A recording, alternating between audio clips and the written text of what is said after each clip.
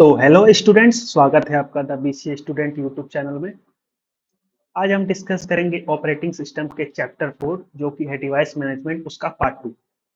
Part 1 में हमने देखा था डिवाइस मैनेजमेंट क्या होता है और टेक्निक्स फॉर डिवाइस मैनेजमेंट देखा था और कुछ टाइप्स ऑफ डिवाइसेस देखे थे, जैसे dedicated device, share device, virtual devices, input output devices, storage devices और बफरिंग के बारे में हमने देखा था। तो आज के इस वीडियो में हम लोग चैप्टर 4 को आगे बढ़ा के देखेंगे, पार्ट 2 जो कि होगा। और इसमें हम लोग देखेंगे secondary storage structure, disk scheduling और disk management, swap space management और डिस्क रिलायबिलिटी जैसे इंपॉर्टेंट टॉपिक्स कवर करेंगे। तो चलिए शुरू करते हैं बिना किसी टाइम पास के। तो सबसे पहले समझते हैं सेकेंडरी स्टोरेज स्ट्रक्चर क्या होता है। तो secondary storage is a non volatile storage that hold the data and program even when the system is powered off. It is used for long-term storage of data and typically include hard disks, SSD, and optical disks. The operating system manages secondary storage to ensure efficient data access, storage, and retrieval. तो secondary storage वो जगह है जहां हमारे system का data और program store होता है। जब सिस्टम पावर्ड ऑफ होता है तब भी इसमें डेटा बना रहता है। इसलिए सेकेंडरी स्टोरेज काफ़ी इंपॉर्टेंट होती है क्योंकि इसमें लॉन्ग टर्म के लिए डेटा स्टोर किया जा सकता है। इसमें हार्ड डिस्क, एसएसडी जिसका फुल फॉर्म होता है सॉलिड स्टेट ड्राइव्स, और ऑप्टिकल डिस्क जैसे डिवाइसेस आते हैं। तो चलिए समझते हैं सेकेंडरी स्टोरेज का काम क्या होता है। सेकेंडरी स्टोरेज नॉन वोलेटाइल होते हैं। इसका मतलब ये है कि अगर सिस्टम ऑफ हो जाए या पावर चली जाए तो भी डेटा इरेज नहीं होता। सेकेंडरी स्टोरेज को ऑपरेटिंग सिस्टम मैनेज करता है ताकि डेटा इफिशिएंटली एक्सेस किया जा सके और सही तरीके से स्टोर और रिट्राइव किया जा सके। अब हम डिस्कस करेंगे डिस्क स्ट्रक्चर, जो सेकेंडरी स्टोरेज का एक मेजर कंपोनेंट है। जैसा कि आपको पता होगा, डिस्क हमारे सेकेंडरी स्टोरेज के लिए सबसे कॉमन डिवाइसेस हैं। डिस्क एक ऐसी स्पेसिफिक स्ट्रक्चर के अकॉर्डिंग ऑर्गेनाइज होती हैं जो डेटा को स्टोर करने और एक्सेस करने के तरीकों को डिफाइन करती हैं। यहाँ डायग्राम है एक डिस्क स्ट्रक्चर का। Disks are the most common form of secondary storage. Disks are organized into several components that affect how data is stored and accessed. तो डिस्क पर डेटा को ऑर्गेनाइज करने के लिए ट्रैक, सेक्टर और सिलेंडर का use किया जाता है।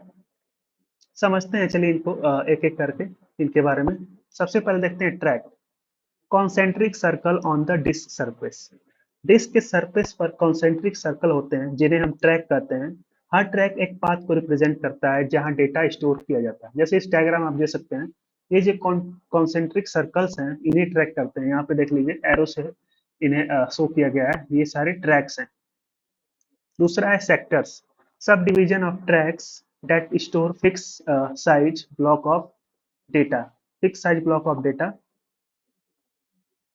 यानी कि ट्रैक को फर्दर छोटी यूनिट्स में डिवाइड किया जाता है जिसे हम सेक्टर्स कहते हैं। हर sector fix size data block store करता है। यहाँ पे जैसे आप देख सकते हैं S1, S2, S3, S4, S5, S6 dot dot dot Sn तक, ये सारे सेक्टर्स हैं।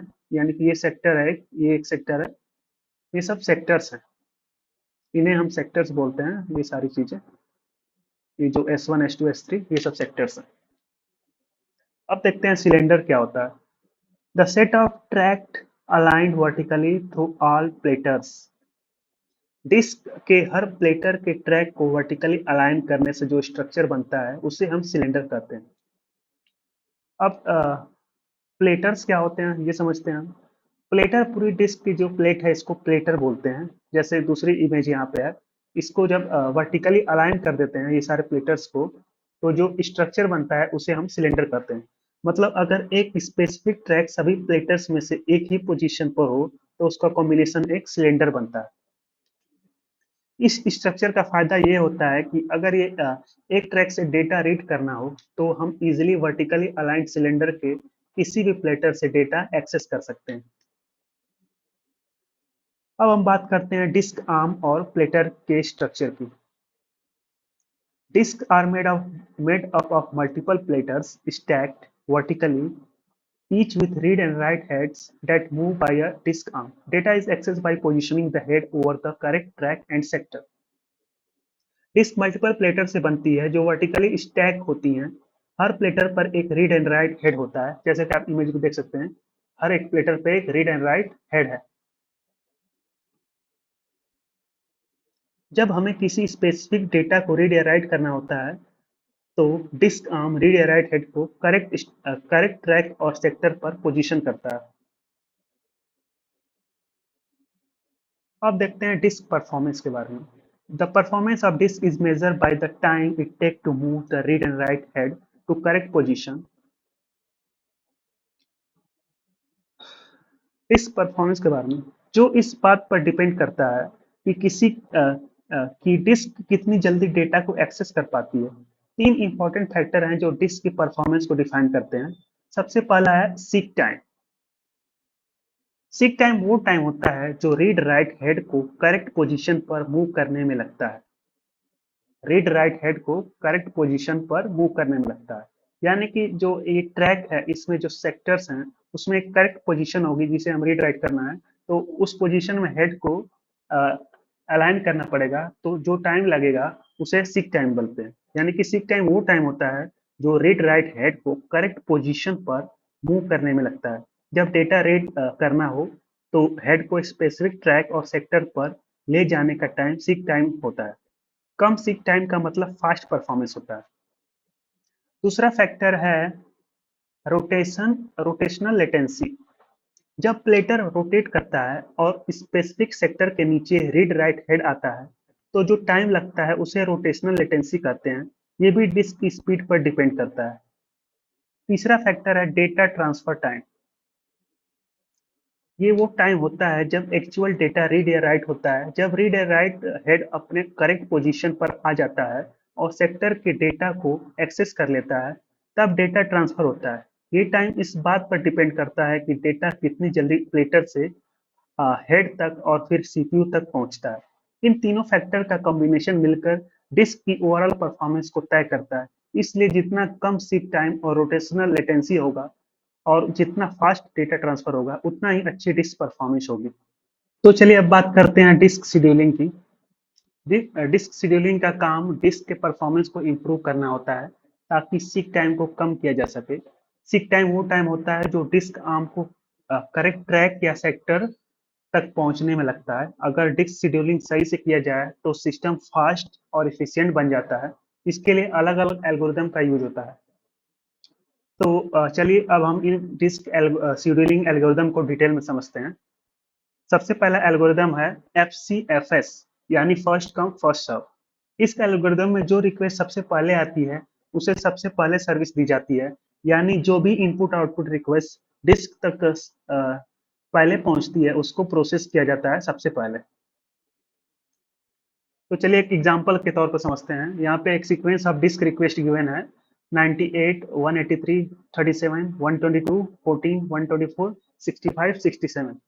तो चलिए इसको सॉल्व करते हैं first come first serve algorithm का यूज करके। तो यहाँ पे गिवन है डिस्क हेड स्टार्ट एट 53, यानी कि यहाँ पे कहीं बीच में यहाँ से डिस्क हेड स्टार्ट करेगा 53 से। तो सबसे पहले रिक्वेस्ट है 98 की, तो सबसे पहले ये जाएगा 98, यानी कि कहीं यहाँ पे होगा 98। तो चलिए सबसे पहले जाते हैं 98 पे। तो यहाँ पे 98 पे पहुंचा। इसके बाद जाएगा हमारा 183 पे, तो 183 कहीं यहाँ पे होगा। तो इसके बाद 98 के बाद 183, 183 के बाद जाएगा 37 पे, तो 37 कहीं यहाँ पे आपका आएगा। तो 37, तो 37 के बाद है 122, तो 122 कहीं इधर आएगा। तो ये हो जाएगा 122। 122 के बाद है 14, तो 14 कहीं यहाँ पे दिखेगा, तो 14 को हम दे देते हैं। इसके बाद है 124, तो 124 कहीं यहाँ पे आएगा। तो ये हो जाएगा 124 वाली रिक्वेस्ट पूरी। इसके बाद है 65, तो 65 कहीं यहाँ पे आएगा। तो ये हो जाएगा 65 वाली रिक्वेस्ट पूरी। इसके बाद है 67, तो ये हो जाएगी 67। तो ये है first come first serve algorithm का यूज करके। तो चलिए कैलकुलेट करते हैं अब टोटल हेड मूवमेंट कितना हुआ है। तो सबसे पहले ये पहली मूवमेंट हुई है यहाँ से यहाँ, यानी कि 53 से 98। तो टोटल मूवमेंट कैलकुलेट करेंगे तो 98 माइनस 53 करेंगे। तो यहाँ पे देखिए 98 माइनस 53, टोटल यहाँ पे मूव हुआ है 45। दूसरा मूव यहाँ से 98 से हुआ है 183 तक, 98 से 183 तक। तो इसमें इसकी टोटल डिस्टेंस फाइंड करेंगे, 183 माइनस 98। यहाँ पे देखिए 183 माइनस 98 इक्वल टू 85। तो ये तीसरी मूवमेंट हुई है कहाँ से, 183 से 37 तक, 183 से 37। तो इसका डिस्टेंस निकालेंगे, 183 माइनस 37 या 37 माइनस 183, तो आएगा 146। हमें डिस्टेंस निकालनी है तो पॉजिटिव ही रहेगी, मॉडुलस ले लेंगे। तो 37 से फिर गया है 122 तक, तो यहाँ से यहाँ तक की डिस्टेंस निकालेंगे, 122 माइनस 37 तो आएगा 85। तो 122 के बाद गया है 14, तो 122 माइनस 14 करेंगे तो आएगा हमारे पास 124 माइनस 14, तो 110 आएगा। इसके बाद नहीं तो हम लोग कहाँ थे, 122 से 14 गया है, तो 122 कहाँ था, अच्छा हम लोगों ने लग रहा मिस कर दिया यहाँ पे। 98 से हम लोग 183 गए हैं, 183 से 37, 33 से 122, हाँ सही है, 32 से 122, तो 122 माइनस 37 तो 85 आ जाएगा। फिर 122 से गए हम लोग 14, तो 14 माइनस 122, तो इसका मॉडुलस हो जाएगा 108। फिर है इसके बाद 14 से गया गया 144, तो हो गया 108। तो 124 से गया है 65, यानी कि ये वाला मूव, तो इसकी डिस्टेंस हो जाएगी 65 माइनस 124 यानी कि 59। फिर 65 से गया है 67, यानी कि यहाँ से यहाँ, तो इसमें टू मूव्स हुआ है, तो यहाँ पे 67 माइनस 65 2। तो टोटल हेड मूवमेंट ये सब को प्लस कर देंगे तो आ जाएगा हमारे पास 640 सिलेंडर। तो ये आंसर हो जाएगा। तो ये था first come first serve algorithm का यूज करके, जो कि सबसे पहला एल्गोरिदम था। First come first serve simple तो है, लेकिन इसमें ऑप्टिमाइजेशन का कोई मैकेनिज्म नहीं होता, इस वजह से कभी कभी काफी लंबा सीक टाइम हो सकता है, क्योंकि जो रिक्वेस्ट पहले आई है उसको पहले ही सर्विस दी जाएगी, चाहे वो डिस्क आर्म के करंट पोजीशन से कितनी भी दूर क्यों ना हो। जैसे आप यहाँ पे देख सकते हैं, ये इतनी दूर दूर भी हो रही हैं, फिर भी इन सबको पहले दिया जा रहा है इनके आने के अकॉर्डिंग, यानी फर्स्ट कम फर्स्ट सर्व वाले मेथड से। तो चलिए अब दूसरा एल्गोरिदम देखते हैं, जो कि है shortest seek time first. Shortest seek time first यानी एसएसटीएफ एल्गोरिदम का काम होता है, जो रिक्वेस्ट करंट हेड पोजीशन के सबसे करीब हो उसे पहले सर्विस दी जाए, इससे ओवरऑल सीक टाइम काफी कम हो जाता है। चलिए इसको भी एक क्वेश्चन से सॉल्व करते हैं। तो यहाँ पे गिवन है the disk head start at 53, यानी कि डिस्क हेड 53 वाले पोजीशन से स्टार्ट हो रहा है, यानी कि यहाँ से। तो सबसे करीब इसके कौन सा हेड है, तो 53 के सबसे करीब हेड है आपका, इस वाले सीक्वेंस में देखा जाए तो सबसे पहले करीब आएगा आपका 65, तो यानी सबसे करीब वाले जाना है 65 के पास, तो यहाँ पे आ जाएगा। तो 65 के सबसे करीब फिर है 67, तो 67 चला गया। फिर 67 के सबसे करीब है, इस सब में देखा जाए तो इस सब में सबसे 67 के करीब है 37, तो अब आएगा 37 के पास यहाँ पे, यानी 37 यहाँ पे कहीं आएगा। तो 37 के सबसे करीब अब इस सीक्वेंस में देखा जाए तो है 14, तो इसके बाद आएगा 14 पे, यानी कि यहाँ यहाँ मूव करेगा। अब 14 के करीब सबसे देखा जाए तो आपका है इन सब सीक्वेंस में से 98 है, तो यहाँ से अब 98 पे जाएगा ये, जो कि यहाँ पे आएगा। अब 98 के सबसे करीब इस सीक्वेंस पे जो भी बचा है उसमें से देखा जाए तो है 122, तो आएगा ये 122 के पास। 122 के बाद ये सबसे करीब है 124, तो ये 124 पे जाएगा। 124 के सबसे करीब है 183, तो सबसे लास्ट में जाएगा 183। तो इसका टोटल डिस्टेंस कैलकुलेट करेंगे। यहाँ की सबसे पहला मूव था या इसका 53 से गया था ये 65 के पास, तो 65 माइनस 53 की है तो 12 हो गया है। फिर 65 से ये गया है 67, तो इसका डिस्टेंस हुआ है 67 माइनस 65, तो होगा 2। फिर 67 से गया है 37, तो 37 माइनस 67 करेंगे तो 30 आएगा। फिर 37 से इसके करीबी जो था 14, तो ये 14 पे गया है, तो 14 माइनस 37 करेंगे तो 23 आएगा। फिर 14 से ये चला गया है डायरेक्ट 98 पे, तो 98 माइनस 14 करेंगे तो डिस्टेंस आएगा इसके बीच वाले, यानी कि 84। फिर 98 से गया है 122, तो 122 माइनस 98 करेंगे तो आएगा 14। फिर 122 से गया 124, तो 124 माइनस 122 करेंगे तो आ जाएगा 2। फिर 124 से गया है 183, 122 124 से 183, तो इसका डिस्टेंस निकालेंगे 183 माइनस 124 तो आएगा 59। तो इन सब डिस्टेंस को प्लस कर देंगे, टोटल हेड मूवमेंट आ जाएगी 236 सिलेंडर। तो देखिए सेम क्वेश्चन था इसमें भी, लेकिन इसमें 650 सिलेंडर्स आ रहे थे, इसमें 236 सिलेंडर्स आ रहे हैं। तो ये एल्गोरिदम सीक टाइम को रिड्यूस करता है, लेकिन इसमें एक दिक्कत होती है जिसे स्टारवेशन कहते हैं। स्टारवेशन तब होते हैं जब कुछ रिक्वेस्ट काफी टाइम तक सर्विस नहीं मिल पाती, क्योंकि उनके करीब वाले रिक्वेस्ट पहले प्रोसेस होते रहते हैं। तो अब तीसरा एल्गोरिदम देखते हैं जिसका नाम है स्कैन एल्गोरिदम। स्कैन एल्गोरिदम को एलिवेटर एल्गोरिदम भी कहते हैं। इसमें डिस्क आर्म के डायरेक्शन में मूव करता है, इसमें डिस्क आर्म के डायरेक्शन में मूव करता है और सभी रिक्वेस्ट को सर्विस देता है जब तक वो डिस्क के एंड तक नहीं पहुंच जाता। फिर ये डिस्क आर्म अपनी डायरेक्शन रिवर्स करता है और वापस आता है, या और फिर से रिक्वेस्ट को सर्विस देना शुरू करता है। तो चलिए इसको भी उसी सेम एग्जांपल से समझते हैं। यहाँ पे गिवन है 53 से सिलेंडर डिस्क हेड स्टार्ट हो रहा है 53 से, यानी कि यहाँ से 53 से स्टार्ट हो रहा है, तो वन डायरेक्शन में जाना है इसको, यानी कि किसी एक डायरेक्शन में जाना है। टुवर्ड्स जीरो इसमें गिवन है, मूव्स टुवर्ड्स जीरो, तो सबसे पहले इस तरफ जाना है इसको। तो सबसे करीबी इधर इधर कौन आ रहा है, इधर, यानी 53 के लेफ्ट हैंड साइड में, यहाँ इसमें देखा जाए तो सबसे करीब है 37, तो ये जाएगा 37 के पास, यानी कि यहाँ पे। फिर 37 के बाद जाएगा ये इधर, मतलब लेफ्ट साइड ही जाना है, एक साइड मूव करना है।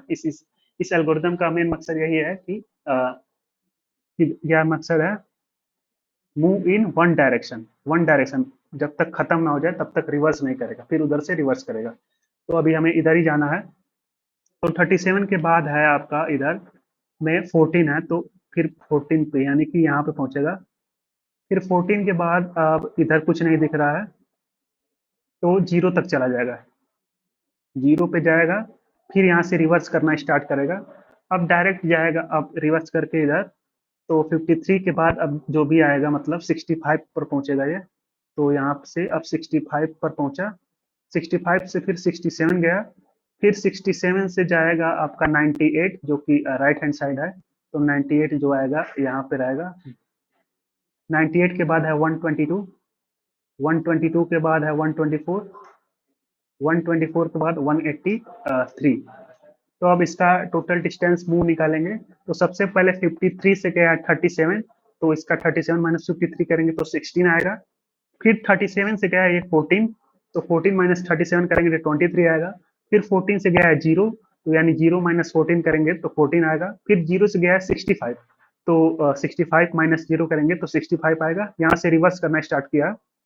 फिर 65 से गया है आपका 67, तो 67 माइनस 65 करेंगे तो 2 आ जाएगा। फिर 67 से गया 98, तो 98 माइनस 67 31। फिर 120, फिर कहाँ 67 से 122 गया है, तो 122 माइनस 67, तो आ जाएगा आपका नहीं नहीं 98, 67 से 98 गया है ना, तो 98 माइनस 67 31 हुआ है। फिर 98 से 122 गया है, तो 122 माइनस 98 24 आएगा। फिर 122 से 124 गया है, तो 124 माइनस 122 आ जाएगा 2, मतलब ये वाला डिस्टेंस 2 हो जाएगा। तो 124 से गया 183, तो 183 माइनस 124 तो आएगा आपका 59, मतलब ये वाला डिस्टेंस 59 है। तब इन सब सारी डिस्टेंस को हम लोग ऐड करेंगे तो टोटल हेड मूवमेंट आएगा, जो कि आएगा 236 सिलेंडर्स।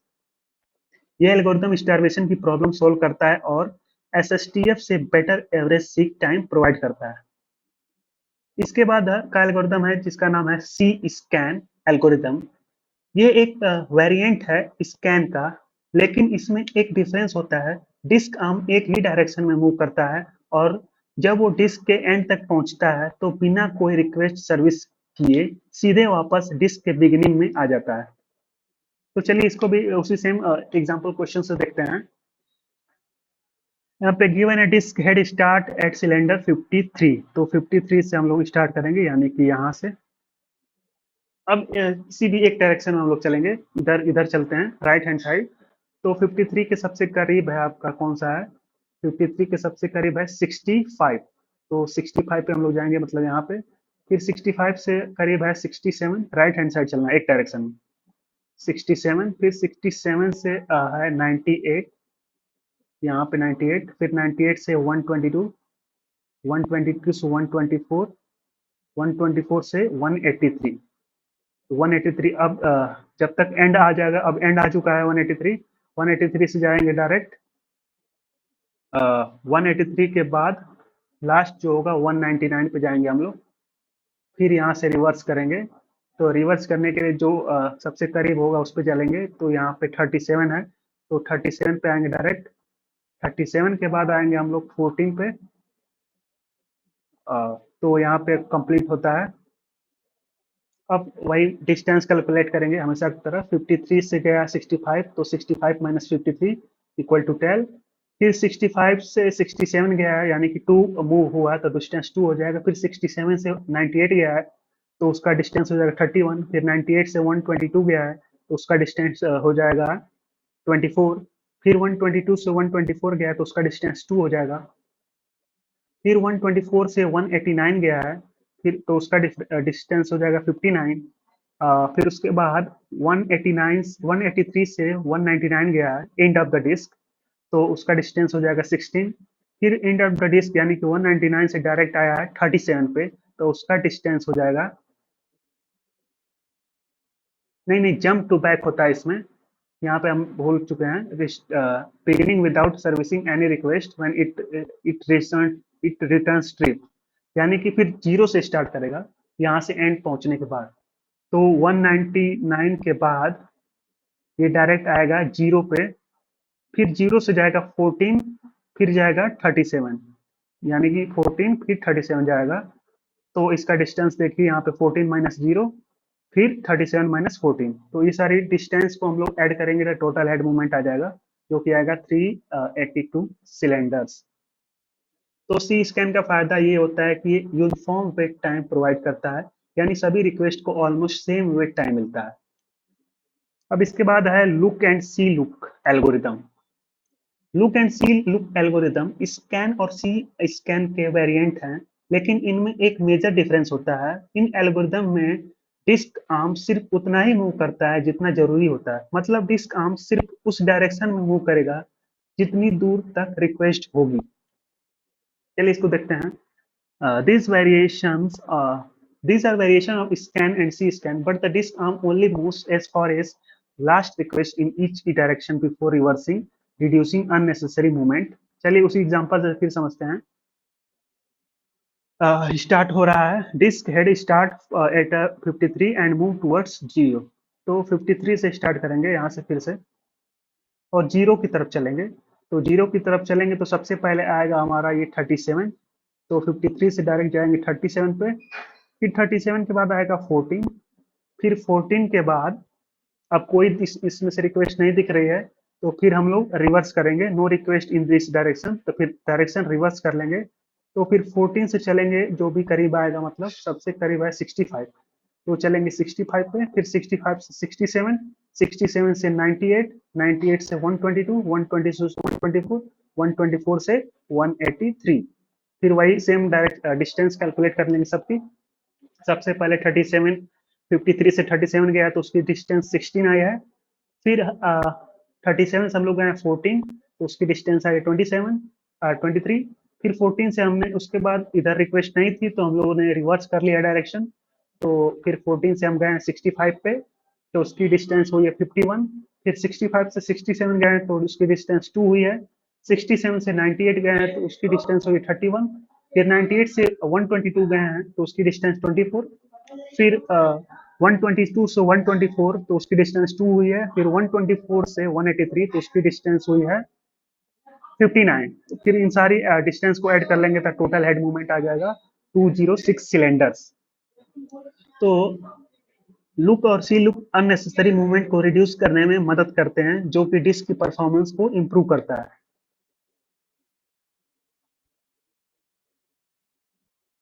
चलिए अब हम बात करते हैं, तो यहाँ पे डिस्क शेड्यूलिंग एल्गोरिथम्स कंप्लीट होता है। अब हम बात करते हैं डिस्क मैनेजमेंट की। The operating system is responsible for managing disk and ensuring efficient utilisation. Operating system का एक इम्पोर्टेंट काम डिस्क को मैनेज करना होता है ताकि सिस्टम की परफॉर्मेंस को इम्प्रूव किया जा सके और डिस्क का इफिशिएंट यूटिलाइजेशन हो। आइए समझते हैं कि डिस्क मैनेजमेंट में क्या चीजें होती हैं। सबसे पहला स्टेप है जो किसी भी डिस्क को यूज करने से पहले होता है, वो है डिस्क फॉर्मेटिंग। फॉर्मेटिंग का मतलब होता है कि डिस्क को एक ऐसे स्टेट में लेकर आना जहां उस पर डेटा स्टोर किया जा सके। जब हम एक डिस्क फॉर्मेट करते हैं तो हम उस पर एक सिस्टम बनाते हैं। फाइल सिस्टम एक ऐसा स्ट्रक्चर होता है जो डिस्क पर फाइल और डायरेक्टरीज को ऑर्गेनाइज करता है। ये फाइल सिस्टम डिफाइन करता है कि डेटा कैसे स्टोर किया जाएगा, कैसे एक्सेस किया जाएगा और कैसे मैनेज किया जाएगा। अगर आपने कभी अपना हार्ड ड्राइव या पेन ड्राइव फॉर्मेट किया है तो आपने देखा होगा कि फॉर्मेट करने के बाद वो बिल्कुल क्लीन हो जाती है। ये प्रोसेस ड्राइव के पहले से एग्जिस्टिंग डेटा को डिलीट कर देती है और उस पर नया फाइल सिस्टम क्रिएट करती है।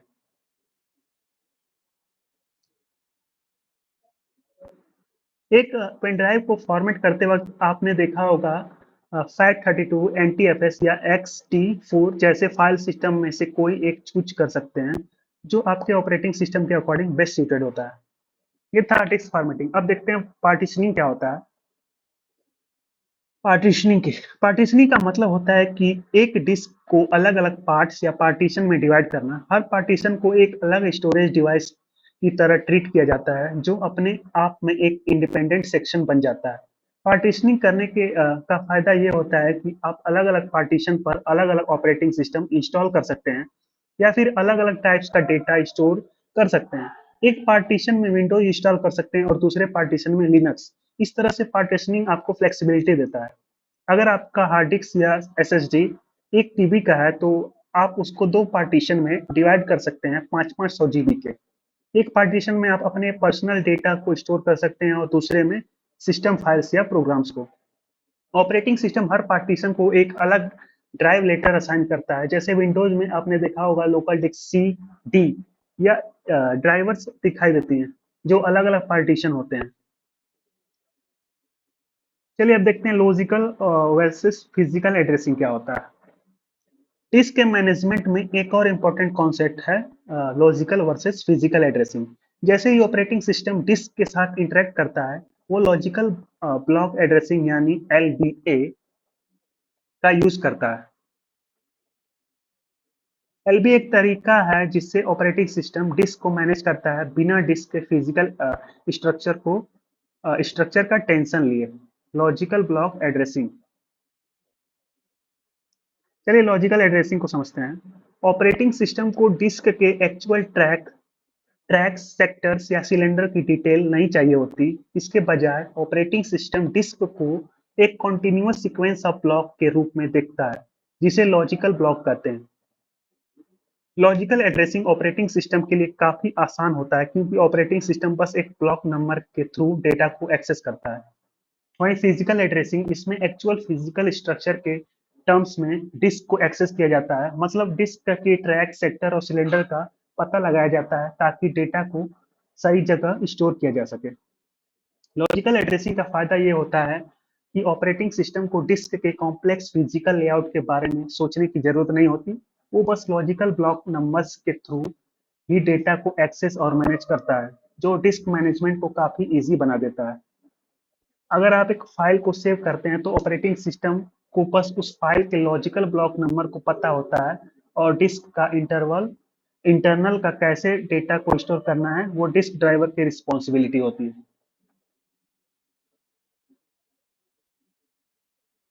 तो चलिए अब देखते हैं स्वैप स्पेस मैनेजमेंट क्या होता है। स्वैप स्पेस मैनेजमेंट और डिस्क रिलायबिलिटी के बारे में जो ऑपरेटिंग सिस्टम के डिवाइस मैनेजमेंट का हिस्सा है, तो आइए देखते हैं स्वैप स्पेस मैनेजमेंट। सबसे पहले हम बात करते हैं स्वैप स्पेस के बारे में। स्वैप स्पेस डिस्क का वो पार्ट होता है जो रैम का एक्सटेंशन की तरह यूज होता है।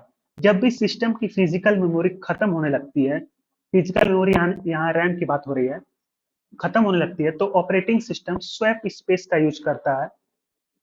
स्वैप स्पेस का यूज करके मेमोरी पेजेस को टेम्पोररी स्टोरेज में शिफ्ट कर देता है। इस प्रोसेस को पेजिंग कहते हैं, जिसके बारे में हमने डिटेल में समझा था चैप्टर 1 के पार्ट 2 में, जो कि था मेमोरी मैनेजमेंट। चलिए समझते हैं role of swap space. Role of swap space समझते हैं। स्वैप स्पेस का काम तब आता है जब सिस्टम की रैम फुल हो जाती है और फिजिकल मेमोरी में और प्रोग्राम्स को रन करने की जगह नहीं होती, तो operating system inactive memory pages को स्वैप स्पेस में मूव कर देता है। इससे एक सिस्टम के एक टाइम पर ज्यादा प्रोग्राम को रन कर सकता है, लेकिन ये सिस्टम को स्लो डाउन कर सकता है क्योंकि डिस्क एक्सेस करना रैम के कंपैरिजन में काफी स्लो होता है। जब आप मल्टीपल हैवी एप्लीकेशन को एक साथ ओपन करते हैं और रैम फुल हो जाती है, तब ऑपरेटिंग सिस्टम कुछ एप्लीकेशन को स्वैप स्पेस में शिफ्ट करता है ताकि नए एप्लीकेशन के लिए जगह बन सके। अब समझते हैं स्वैप स्पेस एलोकेशन कैसे होता है।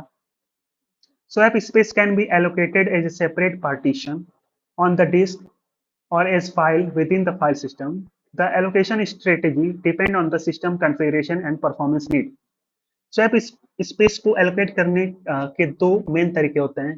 एक, आप डिस्क पर एक अलग पार्टीशन बना सकते हैं जो सिर्फ स्वैप के लिए होता हो, और दूसरा, आप स्वैप स्पेस को एक फाइल सिस्टम के अंदर एक फाइल की तरह भी एलोकेट कर सकते हैं। ये एलोकेशन सिस्टम के कॉन्फ़िगरेशन और परफॉर्मेंस नीड पर डिपेंड करता है। एग्जाम्पल के तौर पर लिनक्स सिस्टम में स्वैप पार्टीशन बहुत कॉमन है, लेकिन कुछ सिस्टम में स्वैप फाइल का यूज भी किया जाता है। अब समझते हैं managing swap space. The operating system must efficiently manage swap space by deciding when and which page to swap in and out of the memory. This is often determined by page replacement algorithms like LRU and FIFO and LRU. Operating system के लिए efficient swap space management बहुत जरूरी होता है। Operating system को decide करना होता है कि कब और कौन सा मेमोरी पेजेस को स्वैप इन और स्वैप आउट करना है। इसके लिए कुछ पॉपुलर पेज रिप्लेसमेंट एल्गोरिदम का यूज किया जाता है, जैसे LRU और FIFO, यानी कि लिस्ट रिसेंटली यूज और first in first out. LRU algorithm recent use के बेसिस पर पेजेस को रिप्लेस करता है, जबकि FIFO first in first out के बेसिस पर पेज को रिप्लेस करता है। जिसके बारे में हम लोगों ने डिटेल में मेमोरी मैनेजमेंट के चैप्टर 1 में पढ़ा था। चलिए अब देखते हैं डिस्क रिलायबिलिटी क्या होती है। डिस्क रिलायबिलिटी के बारे में देखते हैं, जो सिस्टम की डेटा इंटीग्रिटी के लिए बहुत इंपॉर्टेंट होती है। डिस्क फेलियर का डायरेक्ट मतलब है डेटा लॉस, जो सिस्टम के लिए कैटास्ट्रोफिक हो सकता है। डिस्क की रिलायबिलिटी को इम्प्रूव करने के लिए कुछ मेथड्स का यूज किया जाता है, जैसे रेड। रेड एक ऐसी टेक्नोलॉजी है जो मल्टीपल डिस्क का यूज करके डेटा रिलायबिलिटी और परफॉर्मेंस को इम्प्रूव करती है। RAID use multiple disk to improve reliability and performance. Data is distributed across multiple disks, and redundancy is used to protect against data loss in case of disk failure. Common RAID levels include, RAID के multiple levels होते हैं जो अलग अलग purpose के लिए use किए जाते हैं। सबसे पहला लेवल है RAID 0, striping data across multiple disk to improve performance. RAID 0, इसमें डेटा को मल्टीपल डिस्क पर स्ट्राइप किया जाता है ताकि परफॉर्मेंस इंप्रूव हो, लेकिन इसमें रिडंडेंसी नहीं होती है, मतलब अगर एक डिस्क फेल हो गई तो डेटा लॉस हो सकता है। दूसरा लेवल है रेड 1, इसमें डेटा को मिरर किया जाता है मल्टीपल डिस्क पर, मतलब एक डिस्क फेल होने पर डिस्क भी डेटा लॉस नहीं होता क्योंकि दूसरी डिस्क पर उसका एग्जैक्ट कॉपी होता है। इसके बाद है रेड 5, इसमें डेटा को मल्टीपल डिस्क पर स्ट्राइप किया जाता है और पैरिटी डेटा को यूज करके डेटा रिकवरी पॉसिबल होता है। अगर एक डिस्क फेल हो जाती है तो पैरिटी डेटा के बेसिस पर उसका रिकवरी किया जा सकता है। Striping with parity, where parity data is distributed across disk to recover data in the case of failure. अब देखते हैं बैकअप एंड रिकवरी क्या होता है। बैकअप का कॉन्सेप्ट भी डिस्क रिलायबिलिटी का एक इम्पॉर्टेंट पार्ट है। रेगुलर बैकअप्स लेना जरूरी होता है ताकि डिस्क फेलियर की कंडीशन में डेटा को रिकवर किया जा सके। ऑपरेटिंग सिस्टम में ऑटोमेटेड बैकअप टूल्स होते हैं जो इस पूरे प्रोसेस को आसान बना देते हैं। एग्जाम्पल के तौर पर विंडोज में सिस्टम रिस्टोर पॉइंट्स और बैकअप टूल्स होते हैं जो डिस्क के रेगुलर स्नैपशॉट्स लेते हैं और फेलियर में डिस्क फेलियर होने पर रिस्टोर करने में हेल्प करते हैं। अब समझते हैं डिस्क मॉनिटरिंग। डिस्क को मॉनिटर करना भी जरूरी होता है ताकि सिस्टम को डिस्क एरर्स का अर्ली वार्निंग मिल सके। ऑपरेटिंग सिस्टम में कुछ टूल्स होते हैं जो डिस्क हेल्थ को ट्रैक करते हैं और फेलियर्स को प्रिडिक्ट करने में हेल्प करते हैं। स्मार्ट यानी कि self monitoring analysing reporting technology एक ऐसी टेक्नोलॉजी है जो डिस्क हेल्थ मैट्रिक्स को मॉनिटर करता है और एरर्स को डिटेक्ट करता है।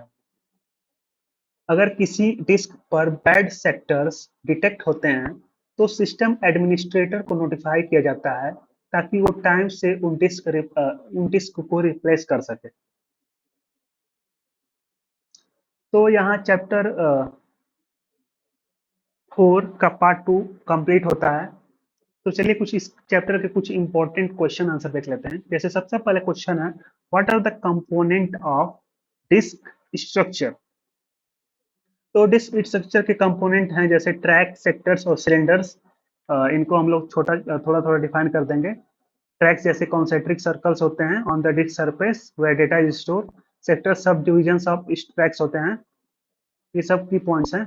सिलेंडर ग्रुप ऑफ ट्रैक्स को कहते हैं align vertically across the disk platter. चलिए क्वेश्चन नंबर 2 देखते हैं, explain the scan disk scheduling algorithm. तो स्कैन एल्गोरिदम में डिस्क आर्म एक इंड तक मूव करता है और रास्ते में आने वाली सभी रिक्वेस्ट को सर्विस करता है। इंड तक पहुंचने के बाद आर्म डायरेक्शन रिवर्स करता है और रिक्वेस्ट को सर्विस करता है। इससे कोई भी रिक्वेस्ट स्टारवेशन में नहीं जाती। इससे एलिवेटर एल्गोरिदम भी कहते हैं।